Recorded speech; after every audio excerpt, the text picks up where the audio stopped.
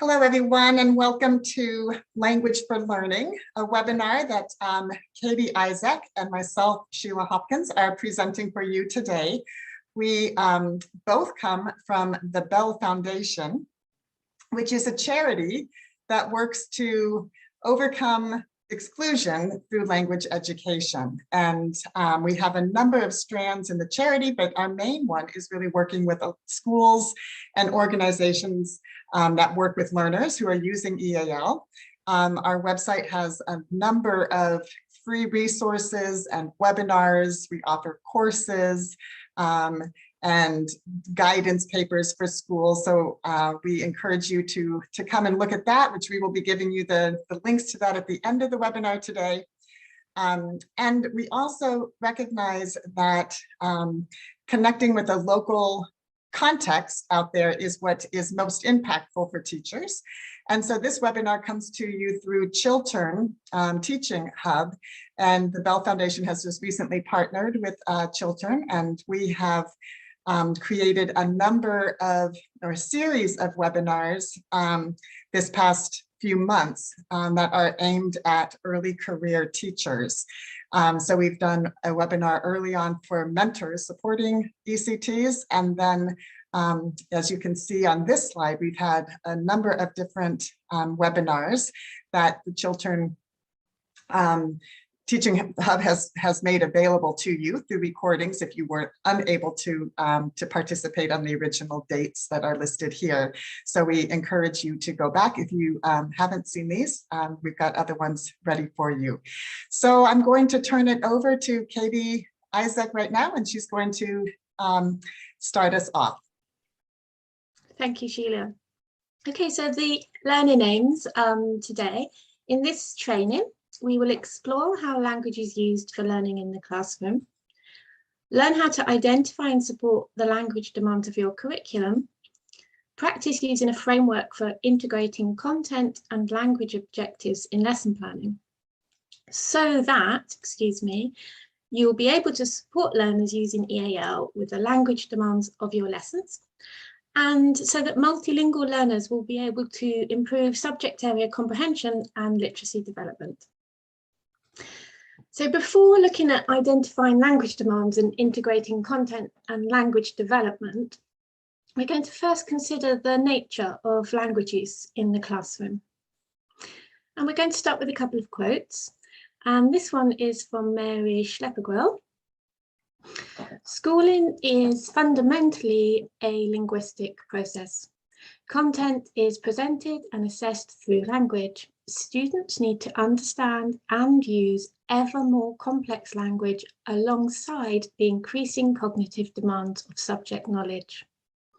So language pervades everything we do in schools. And really what this means is that we are not only teachers of our own subject areas or year groups, but we are language teachers of those subjects as well.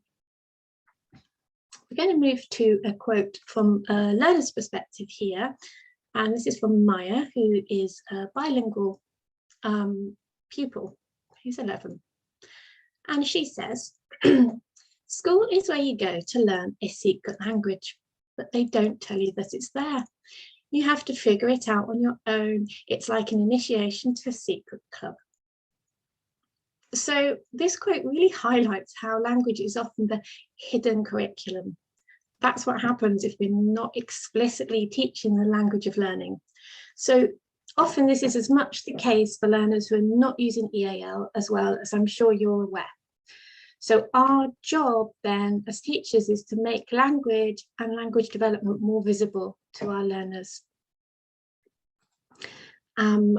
And that's this language for learning, the title of this webinar today. So what is language for learning? And what does that secret school language look like? What are we talking about? Well, let's look at the words of a primary pupil, explain the concept of a food chain. The grass got burned up, so the grasshopper has nothing to eat. Now the birds have nothing to eat, and the animals that eat the birds have nothing to eat. Now let's look at the language used in a textbook explaining the same concept. I'll give you a moment to read that on your own.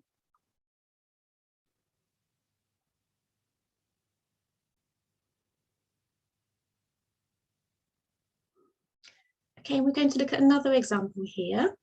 This is an example from a secondary student explaining the concept of ecosystems. An ecosystem is when animals and plants that live in the water depend on each other, and humans are messing these systems up with pollution like never before. And here's the same concept from a textbook. And again, I'll give you a moment to read that on your own.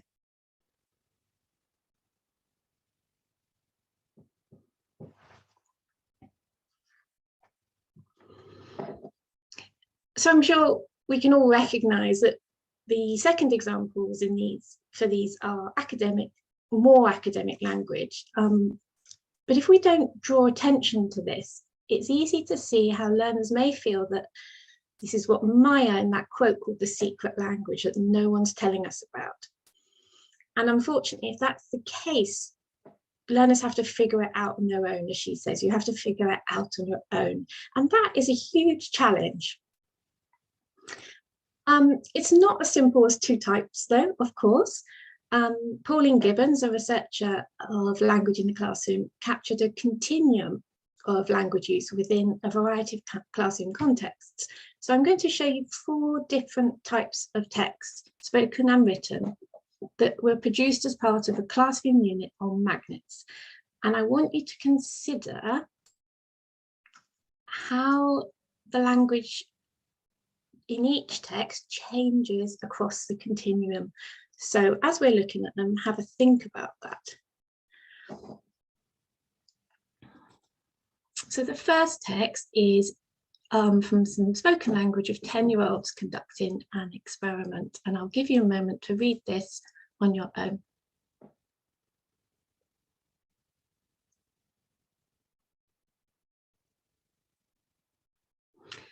And the second text is a verbal recount from pupils after the experiment.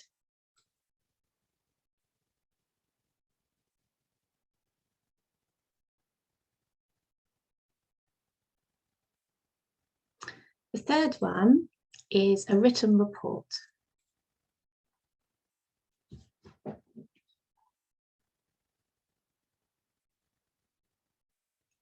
And lastly, the last example is from a children's encyclopedia on the same subject.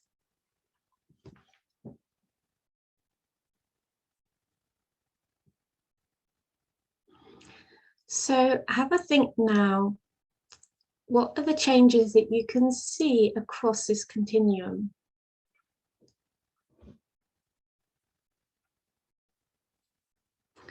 So you probably recognise that language moves from more social in that early example to more academic along the continuum. And the changes are based on the situation the language is used in. So here, the teacher started the unit by having pupils explore magnetic concepts using language they already knew. And then they gradually moved towards more academic language once the concepts were understood. Learners need to make those links between what they've said and what they've learned and what they're learning. And that's when language development takes place, as we move back and forth across this continuum of language use. So our jobs as teachers is to bridge the language our learners bring to the classroom, that social language, with the more academic language of subject matter learning that they're going to come across. So to do this, we need to plan for activities where learners have opportunities to move back and forth along that curriculum continuum and draw on all of the language resources that they have to support their learning of content and their language development.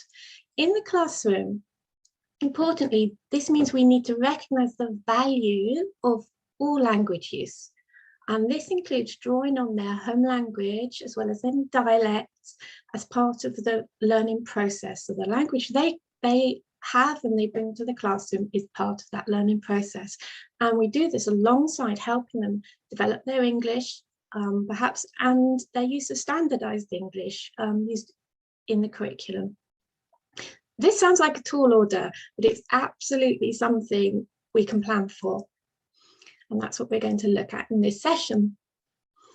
So what sometimes happens in the classroom, particularly as you move up the key stages, is that learners are first tasked with reading a more academic text at the beginning of the lesson, or maybe for homework, without the preparation. And then it's what Maya expressed, language that needs figuring out. And this can be quite challenging. Many lessons start with activities shown in the first text, hands-on collaborative activities, particularly lower down the key stages. That's more common. And this is a really good place to start. But if we then have learners jump directly to that third text and write about what they learned or they did or they discovered, we miss out this really important second text where instructional talk takes place. And the second text here in this continuum, this verbal recount, is the bridge to more academic types of language, which are often in written form. So instructional talk is really important. It provides an opportunity for learners to move towards more formal academic, usually written texts. So they could start using fuller sentences, more descriptive words. In this one, we see they're describing what they did to people who weren't in their group, so they're addressing a removed audience. And then as they clarify concepts, this is a chance for misconceptions to be addressed, and also where we can introduce more academic vocabulary. So for example, here, attract is used instead of stick to. So another element of instructional conversation is the teacher's use of recasting. So this is where a teacher recasts a learner's language to help develop it. So we're going to look here at an example of an exchange in a classroom as the class develop their topic, and recasting is used to develop more academic vocabulary. So the teacher says, so what's the topic? People looking at daily life things? Yes, what type of people? Archaeologists. Archaeologists, exactly. How archaeologists study, let's use the word artifacts. You say it, I'll write it. How archaeologists study artifacts. We can see here how this teacher recasts that first contribution from the learner, people looking at daily life things. She recasts people. Oh, sorry, I missed the last one. At the end, she says, yes, artifacts, a scientific word for daily life things. Okay, so she not only recasts people as archaeologists, looking at a study, and daily life things as artifacts. At the same time, she's always validating the learner's language and the learner's contribution before recasting it. So she says, yes, or exactly. And it's worth saying here that it's not better necessarily. Daily life things is a very clear expression, I think, but she's helping develop their vocabulary by doing this. So we have a task here for you to do some thinking. And this is another example of a conversation between a pupil and a teacher, and the pupils are explaining how a group of scientists set up an experiment. And we want you to find the academic language the teacher used to recast the learner's language. So the learner says,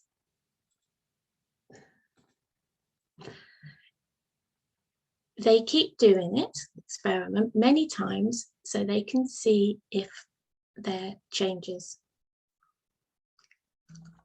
So I want you to look at the teacher's words and decide which of the teacher's words are the recasting.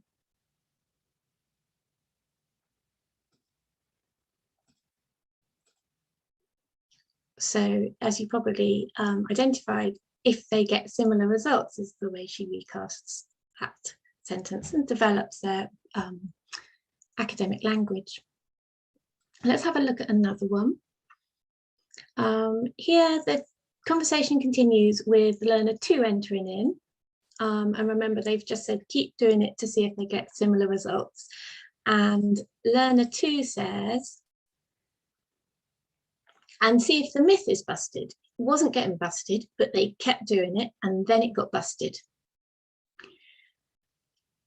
Have a look at what the teacher says and decide which are the recast words for the words that have been highlighted here.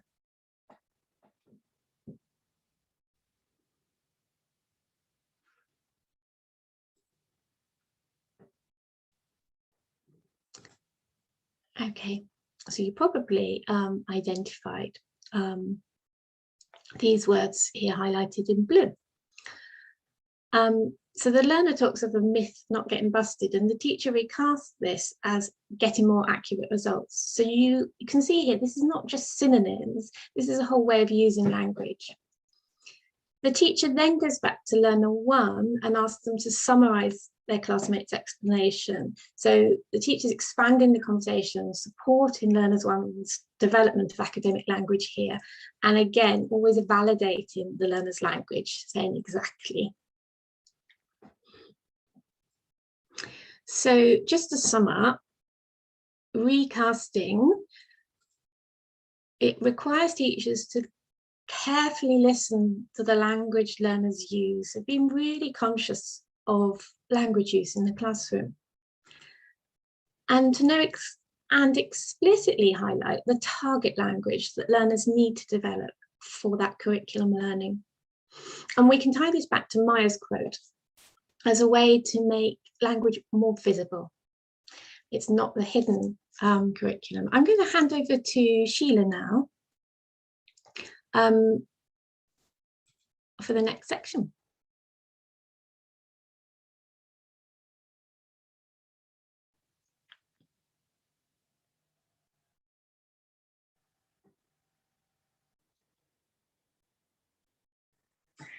Thank you, Katie, for that really helpful introduction. And as you just mentioned, the importance of knowing the target language that we are trying to help our learners develop is crucial, that we are trying to allow them to be able to see as well, that the hidden language as you spoke about. So my section that I'm going to focus on now is has to do with how do we actually identify the language demands of our curriculum. And that is something that we are trying to do in order for us to be able to create or produce and use instructional supports that will allow our learners using EAL to have access to our curriculum and to engage and participate in the work, and also to develop the language of English. And so before I begin talking about this, I'd like you to take a moment and think about what is meant by the language demands of your curriculum. So just have a little think about that at this point.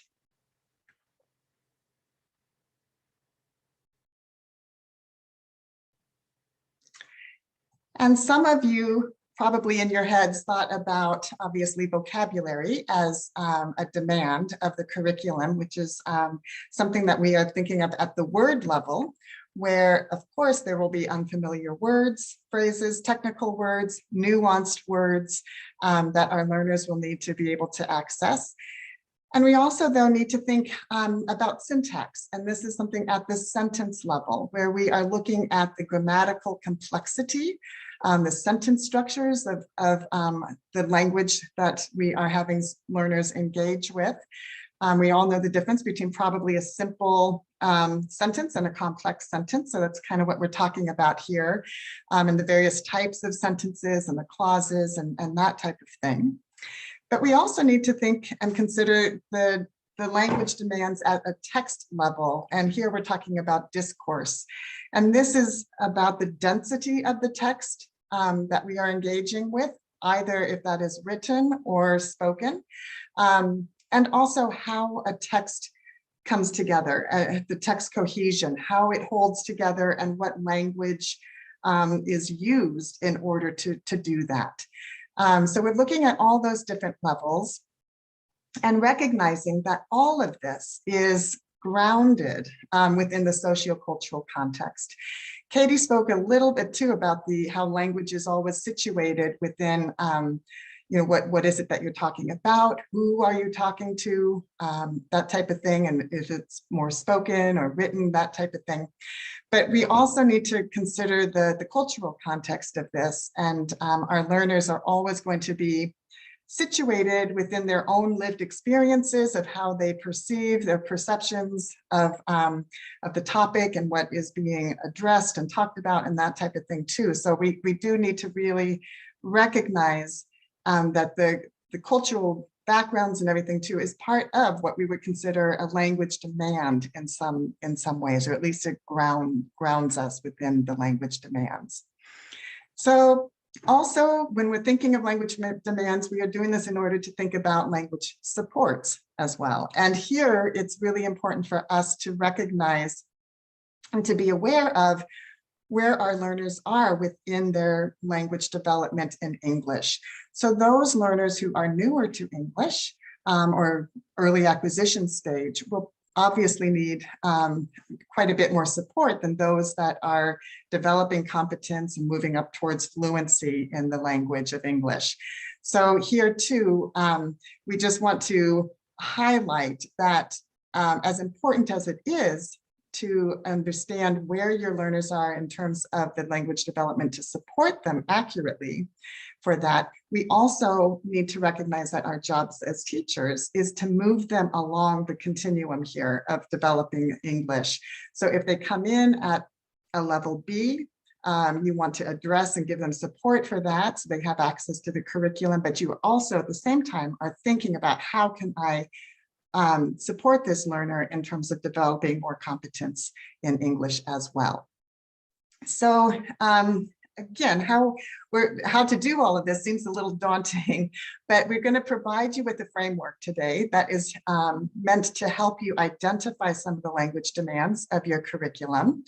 And we're going to start exactly with that, your curriculum, with this framework, because we recognize and we know from research that developing English is best done through our content and through our curriculum for our learners using EAL. So it's an important place to start. And we're going to provide an example today so that you can actually see this playing out, how we would actually do this with some real curriculum for you today. We're using a Key Stage 3 science unit. We're well aware that you are coming from probably Key Stage 1 all the way to 4, but hopefully you can look at this kind of a middle ground curriculum and apply it to whatever curriculum you are using yourself. But today we're going to look at a unit on the relationships in an ecosystem. And the content objective, or what we're going to really learn about, it's simplified, but the interdependence of organisms in an ecosystem. That's what we're talking about. And then the learning tasks will involve reading a variety of texts on the interdependence of organisms, and also to write an explanation of an interdependent relationship in an ecosystem. So that's a basic kind of curriculum. And from there, what we really need to think about next, the language demands, is what are the functions of the texts that are going to be involved in the curriculum? So this can be both oral and written. And what we mean by the function of the texts are have to do with the purpose of using the language. So here's some examples of some typical classroom language functions.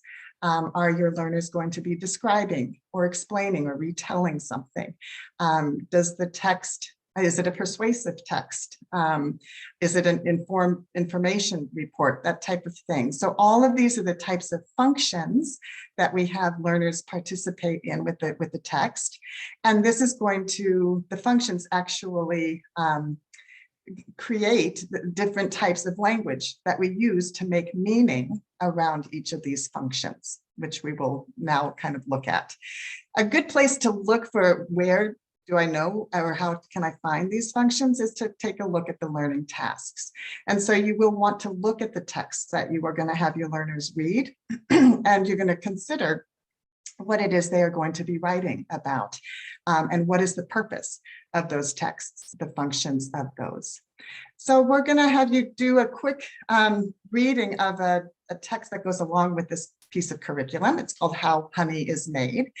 And we would like you to try to determine the function of the text. Is it A, comparing, narrating, C, explaining, or D, retelling? Okay, so I'm going to give you a moment now to just read this text here and then think in your head is which of it is it comparing, narrating, explaining, or retelling.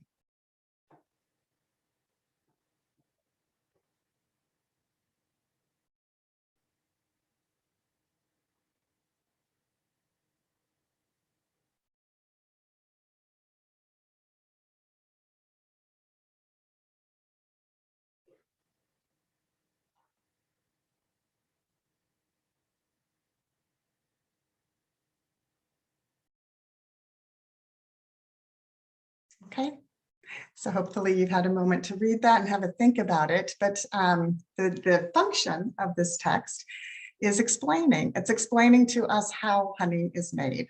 Okay, and this is really an important piece of information that you will want to provide to your learners, not just learners using EAL, but to the whole class in terms of what is the purpose of the text, what's its function, so that it can reduce what we call the cognitive load of your learners, so that they know that this text is going to be explaining something. Here, it's explaining how honey is made.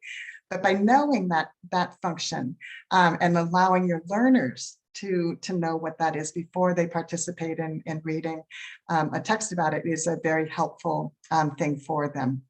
It also plays out in terms of writing, in that it's also as important to be really specific about the purpose of the writing, right? The function of what you're going to have learners actually produce and write. And so I'm going to have you, as an example of this, look at this text here for a minute, read it. And I just want you to think about what is your initial reaction after you read this particular text. What is your reaction to it?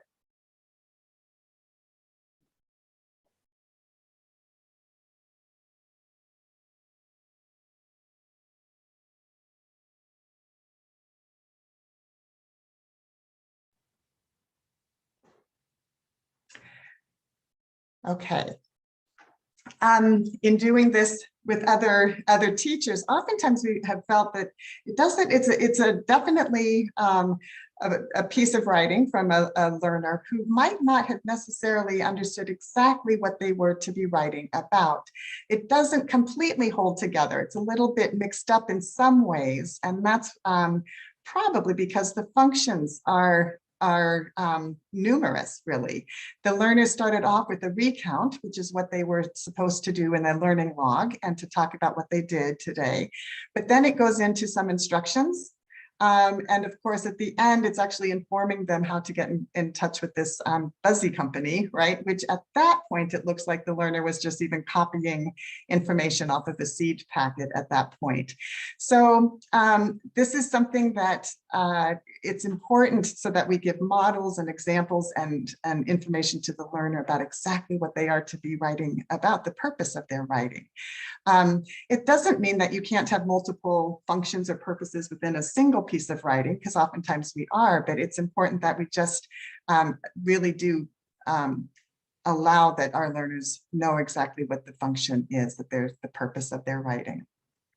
So once now we know the curriculum, the content, and the function of the texts that we are going to be working with, now is the time that we can really start thinking of the language demands of those texts at the text level, at the sentence level, the syntax, and at the word level with vocabulary, okay? So we're going to start now by thinking about the discourse or text level for language demands. Quite simply put, in a very basic kind of form, discourse has to do with how text is organized, or the structure of the text. So if you see these three texts here, just briefly think about how are each of these organized a little bit differently. And we can think about a recipe, just typically generally as a list of ingredients with steps to follow. We can also think of a narrated story as an orientation, complication, and resolution. And also a news article, newspaper report has an orientation, and then it usually is followed by a sequence of series of events. Two things with this. One is that, this can be culturally somewhat different as well. The way that texts are structured, it's something that as a society, we kind of have decided or determined how to structure our texts. And also these can actually vary between subject area. As Katy said, all teachers are really language teachers. And, you think of a newspaper report, how that differs from a science report, from a historical history report, right? So they all have their different types of structures and discourse. And so we should be aware of that as teachers. So going back to our honey text, I kind of would like you to identify the language demand at the discourse level here. And how is the honey text organized? So have a think about that in your head. I'll give you a minute to read it again really quickly, but how is it organized? So how is the honey text organized? Have a think.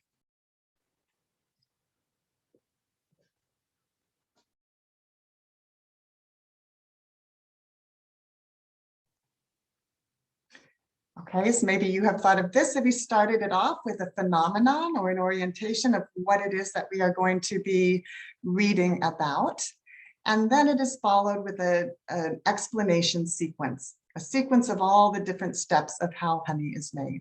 So that is actually the organization or structure of the text. And it's important for us to know this discourse because it will really help us then to create or use useful instructional supports that can help provide access to our learners using English to the curriculum. For example, if you look at these two different word mats here, I'd like you to consider now which one, A or B, might be more useful to the learner in terms of the meaning of the text, of the honey text.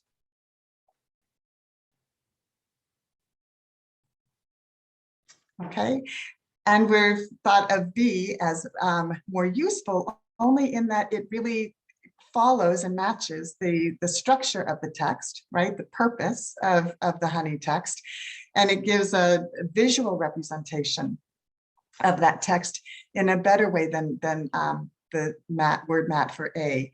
It has a lot of vocabulary words, but not necessarily connected with the meaning of the text in that way. So the discourse is really important in terms of designing instructional supports and that type of thing as well. Okay. There's a lot of different types of graphic organizers that you would want to use that match your particular text and the discourse of your text. If you are teaching the life cycle of a butterfly or the water cycle, then of course you would have graphic organizers that represent that purpose and the meaning of that and add the pictures and the text to those. Cause and effect, you would have something different, comparing and contrasting, a Venn diagram. If you're doing a historical report, you might want to use timelines, or if it's a persuasive text or something, you might want to think about your different arguments or that type of thing. So again, using the graphic organizers that match the discourse at the text level is a real help for learners using EAL. As they get along the bands of the language proficiency continuum, you might want to start doing some directed activities related to text that are maybe a little bit more involved with language itself. Here's an example of cutting up the text and having them reorder it and put it back in order so that they become aware of the structure of it as well. So lots of different ideas for DART-related activities. Okay, so let's move on if we can to syntax. Now we are looking at the sentence level. And this is typically something that has us consider the grammar or the sentence structure of our texts. Actually, language is often associated with function. When you are trying to make meaning of, say, the idea of comparing and contrasting, you might want to think, well, what kind of language goes along with that? And we see here a number of different sentences, the structure of the sentence that goes along with comparing and contrasting, right? And again, these might be very different based on your subject area. The very last one, blank is greater than blank, is obviously something that happens a lot in math, whereas the other ones, the difference between blank and blank is something maybe in science or that type of thing as well. So language used to compare and contrast. I want you to think or make a note of yourself or your own particular subject area. What might you consider to be a good sentence frame that you would use for compare and contrast in your particular subject area?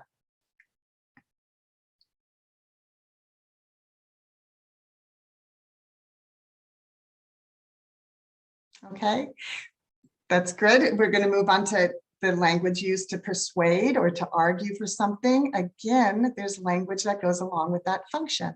In my opinion, or I believe we should, it's absolutely urgent, right? This type of thing. It's important because, and again, these are, the sentence frames are going to also really change based on your grade level that you are working with, right?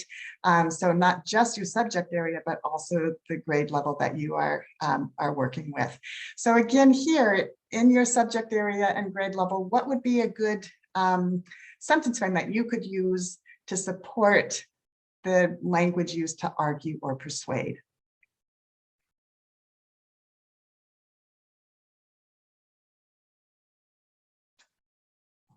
Great. Okay, so let's move on though now to our honey text, because we're coming back to our curriculum that we're using today. And this one, as we know, the function is to explain, right? It's a sequence explanation. And so I want you to look at this and consider what is the language, the words or phrases that are being used to indicate sequence in this particular text. So think of a couple different words or phrases that make you see the sequence in this text.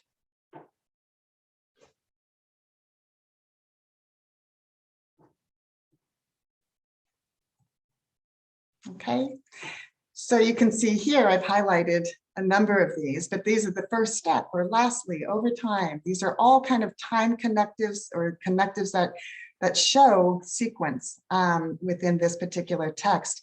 And these too are going to be important to highlight, especially if we're going to have learners write another particular explanation sequence. If they are going to do that, or if they're going to retell or start to talk about this particular text, that these types of words are also going to be needed in terms of sentence structure for them.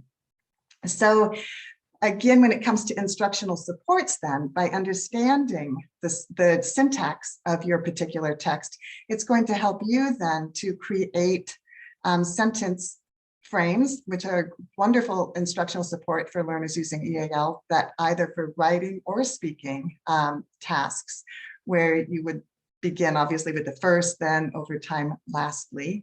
Again, with sentence frames, if you are wanting to adapt it for those that are just early acquisition stages, you might want to add the visuals to this and then remove them as they are continuing to develop their language in English. Another wonderful instructional support is the use of substitution tables. And again, knowing the syntax and being aware of the structure of your sentences in your text, again, allows you to create these in a way that's going to help with accessing the meaning of the text itself. So again, you can see here as you move from the left to the right, the learners make choices to create the sentences. And again, you can have visuals and then gradually remove those if as their language develops in English as well. Okay. So the last one that we're going to talk about today is vocabulary in this particular framework. And obviously vocabulary changes totally based on the topic that you are teaching about. And I think the difficult part of all of this is not necessarily activities to teach vocabulary, but it's actually trying to figure out, well, and identify what vocabulary do we teach. And there are so many words, and I think that teachers really do, it's a lot to ask teachers to figure out, well, what words and phrases do I highlight for our learners? And it's important to have some kind of systematic way of thinking about this, because otherwise we can choose words that really might not have that much importance in terms of the key ideas of the text that we are looking at. So I'm going to talk a little bit about some strategies for figuring out what are the important words that we should focus on in our curriculum and our texts. So one way to do this is to consider vocabulary in terms of categories of vocabulary. And Beck and his colleagues back in 2002 came up with a way of categorizing vocabulary. Many of you might be aware of this already, but it looks as here we have 3 different tiers of vocabulary. And the first one is Tier 1 is everyday vocabulary that are just basic everyday words that most of our learners will have when they come to school. Some examples: table, big, backpack, that type of thing.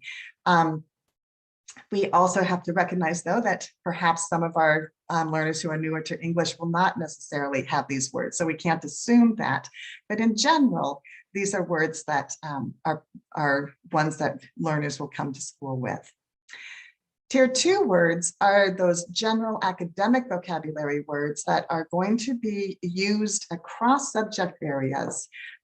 So these are things that are words like describe, compare, evidence, key ideas, summary, that type of thing. And then Tier 3 words are those that are domain specific, and they are discipline bound to academic words that carry the content meaning. What is it that you're taught, the field or the topic of your content? So carnivore, photosynthesis, magma, that type of thing. The thing with these tiers is that we oftentimes are fairly good as teachers to kind of teach those Tier 3 words because they are somewhat visible to us. It's our content, it's what we're talking about. And these are oftentimes bolded or highlighted in texts. They might have glossaries that have these words also highlighted. But what we don't do as well is the Tier 2 words in terms of really focusing in on those and thinking, well, what are those words that our learners are really going to need in order to talk about the text and do something with the text. And so the point with the categorizing is that we need to be considering not just Tier 3 words and not only assuming that everybody knows Tier 1, and also really trying to think more deeply about those Tier 2 words and take those into account when we're thinking about it. So knowing a way to analyze the text is for categories is helpful, but that doesn't necessarily tell you what words to choose. And so to do that, we look at 2 additional principles here. And the first one is we are wanting to look at what are going to be those key vocabulary words or phrases that are useful for better understanding the text or the topic, the big ideas. And again, for older learners, you can maybe do 5 to 8 vocabulary words per lesson, but for younger learners, maybe it's only 2 or 3 that you will really want to highlight and explicitly teach to your learners for this. But those are the big idea words. And then the second principle is trying to determine the vocabulary based on what is going to be important for communicating about the topic or about other topics in other subject areas. So we can kind of label these as vocabulary to know the content and vocabulary to go. What is it that they're going to be needing to use and explain what it is that they're learning about? Okay, so again, it's great to think about that, but now to apply it to our own text. I want you to think now a little bit about trying to identify maybe 2 or 3 examples of the Tier 3 vocabulary in this honey text. Okay, Tier 3 is that subject specific vocabulary, the big ideas, understanding the content of this. So take a minute and think about that.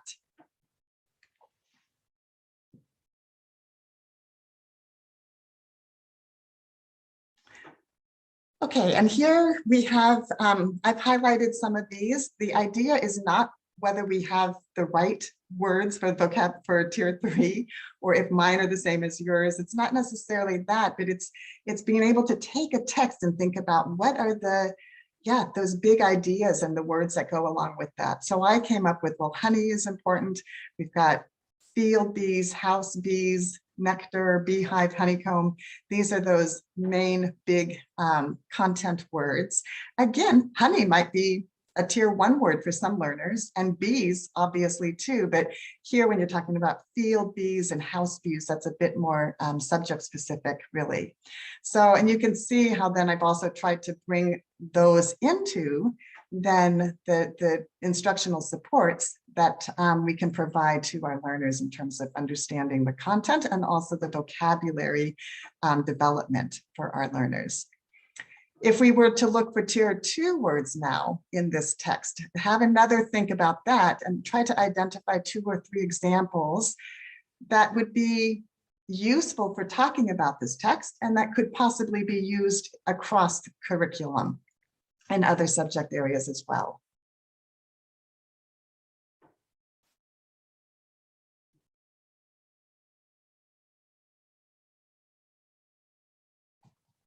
Okay, and this really does take practice. I think for some of us, honestly, as Katie was saying before, how the language is hidden from our learners, it can oftentimes be hidden from ourselves as teachers too, because we don't necessarily always think about it, right?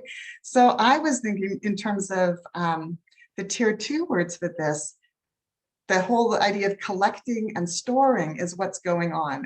The field bees are collecting the nectar. The beekeeper was collecting the honey, that type of thing. They were storing it in their sacks, the nectar, or they stored the nectar in the honeycomb. So those 2 words were things that kind of repeated, that came back.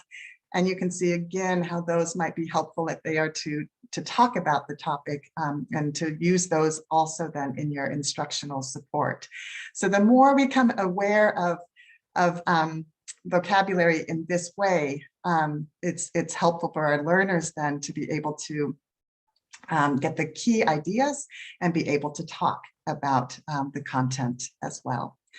So obviously we don't have time today to go into all kinds of activities for building vocabulary, but the Bell Foundation on its website has a lot of great ideas, pages that talk about vocabulary development, and a number of free webinars that go more in depth in terms of supporting learners with building vocabulary as well. And we'll revisit we'll give you the links at the end of this session also.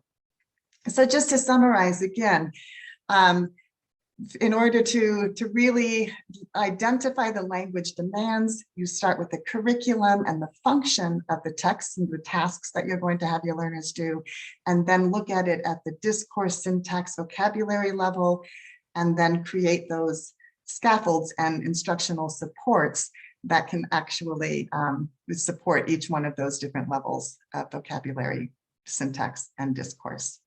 Okay, and I'm going to hand this now back over to Katy, and she will finish up our session today. Thank you, Sheila. I'm just going to share my screen.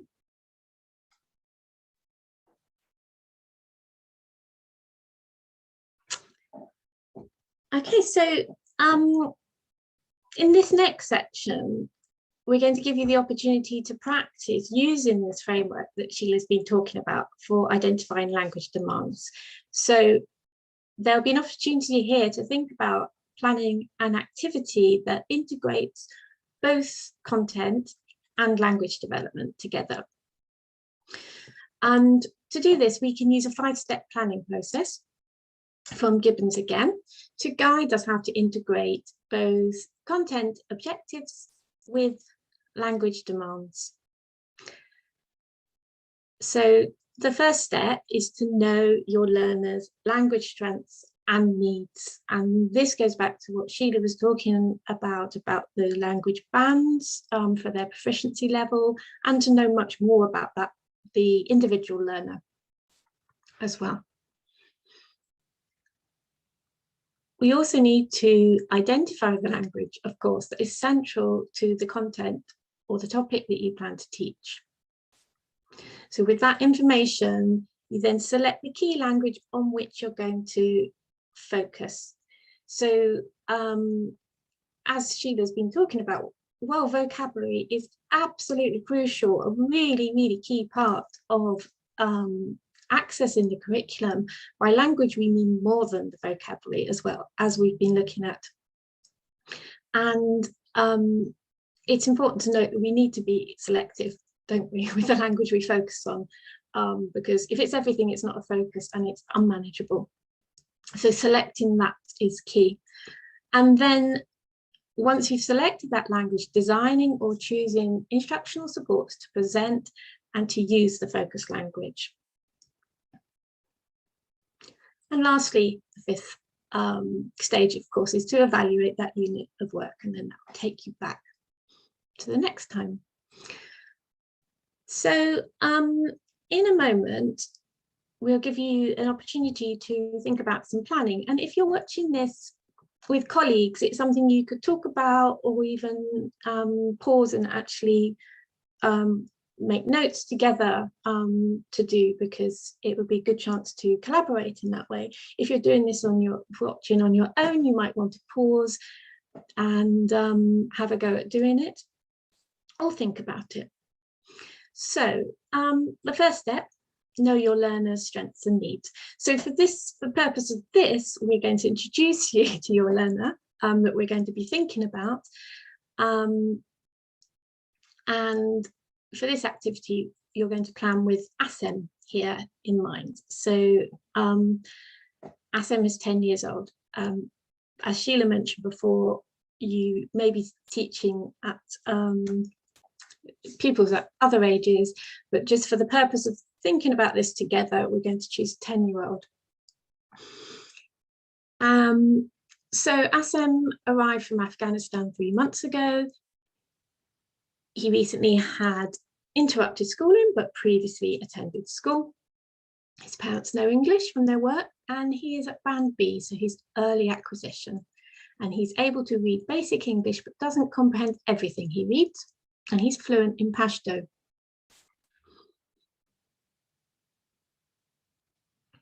So for this activity, it's going to give you a chance to use that framework that Sheila's described for a planning process.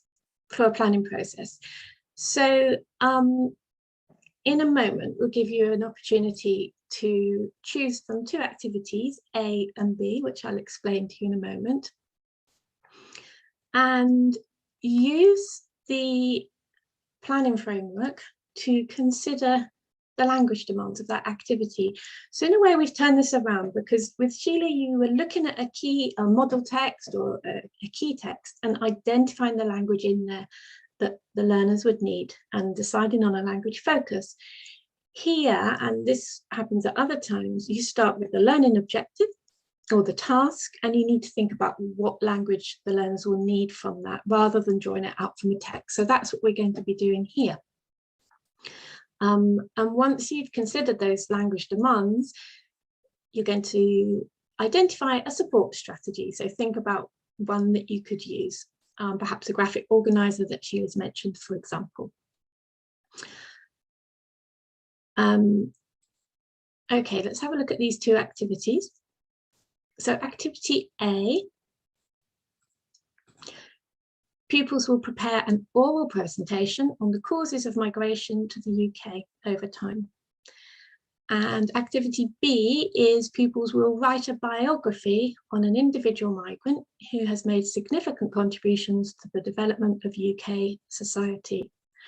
So all at this point we're going to do, with this ASEM in mind, this newly arrived learner who is early acquisition English, we're going to think about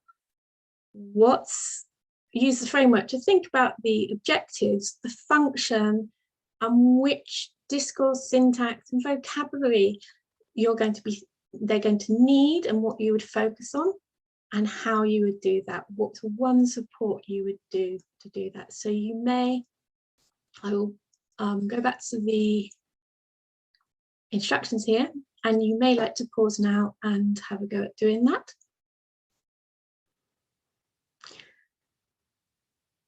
and I'll continue to show you some things that we thought about. So if you did have a think about this or talk about this with your colleagues, you may have come up with different responses, and there are various ideas you could come up with for this.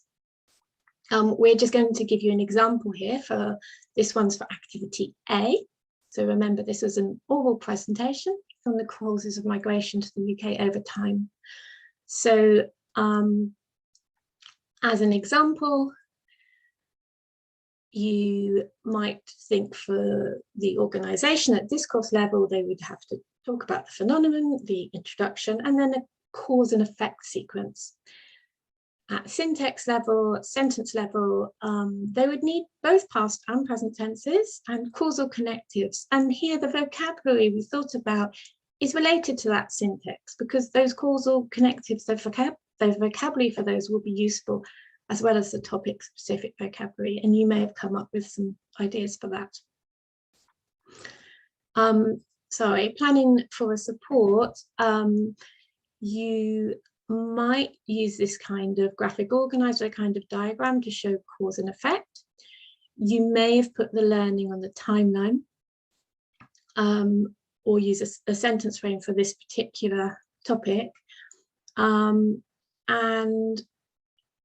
you may have thought of a sentence frame a bit like this one.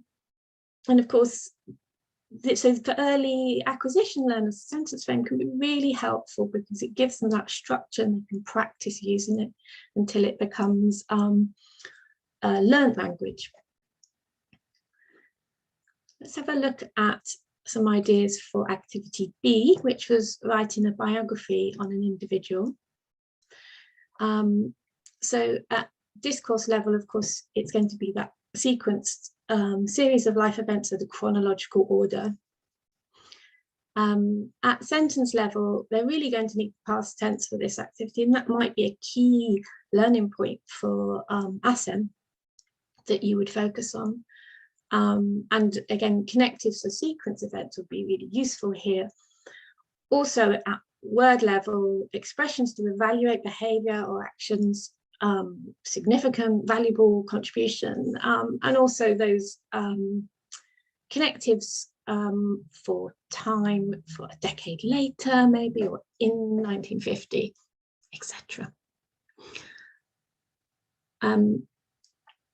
Some ideas for language supports. A spider diagram would work well here. It's a really great chance to get the vocabulary in at this stage.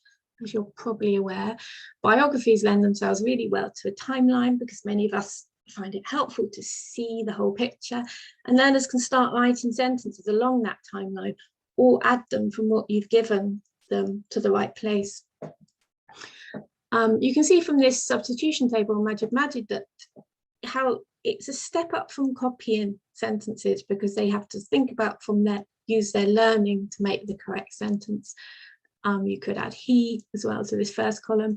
You could even add a column to the left with those time sequences many years later or in this time. And a sentence frame, given that perhaps more difficult language, and having this means that the learner can apply their learning in the gaps, and so it supports construction of what they can express. Hopefully that's given you a few ideas and makes sense to you. Let's have a look. In closing, just to sum up, we really have to focus on language. The content, of course, is going to be dictated by the curriculum. This is what learners are going to be talking about or thinking about or discussing, writing. But we need to think about the function. They need to know what they're being asked to do. And they need to know how to do that, which is through the discourse and the syntax. And of course, they have to have those words to be able to comprehend or to communicate.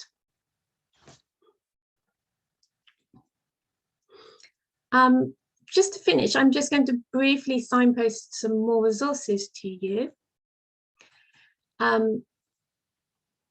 Our Great Ideas page is on our website. Please visit them. If you go to the Bell Foundation website and click on the EAL programme. In the drop-down menu, you will find great ideas. And there's lots of strategies here which are tried and tested for EAL. And they include videos and explanations and examples, including substitution tables, which we've looked at briefly, and graphic organisers, and many others. We also have resources, teaching resources, which you can use in the classroom, but you also might like to look at them because they demonstrate how the language and curriculum goals can be integrated, as we've talked about here. And these are searchable by subject and age. So on screen, there's an example of a maths one.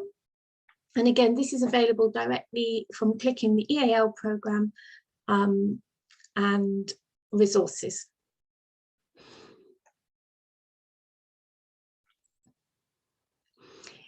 If you're involved in initial teacher training, you might be interested in our ITT modules, and they're both freely available from the Bell Foundation website. And today's session really draws on module 2, which is language for learning. So if you go to the EAL programme and training, you can find initial teacher training. And just finally, to flag up some events coming up.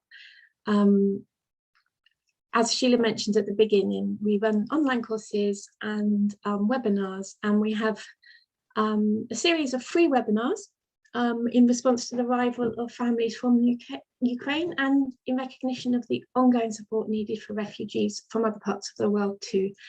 So there's 4 webinars. The central role of language in supporting new refugee arrivals, welcoming Ukrainian arrivals. This is practical information specific to Ukraine. And lastly, classroom strategies for both primary and secondary, 2 different webinars there. All the information's on our website, EAL programme training, and there's a link to the webinars. Please have a look. And finally, thank you for listening today. I hope you found it useful, and do come and visit us.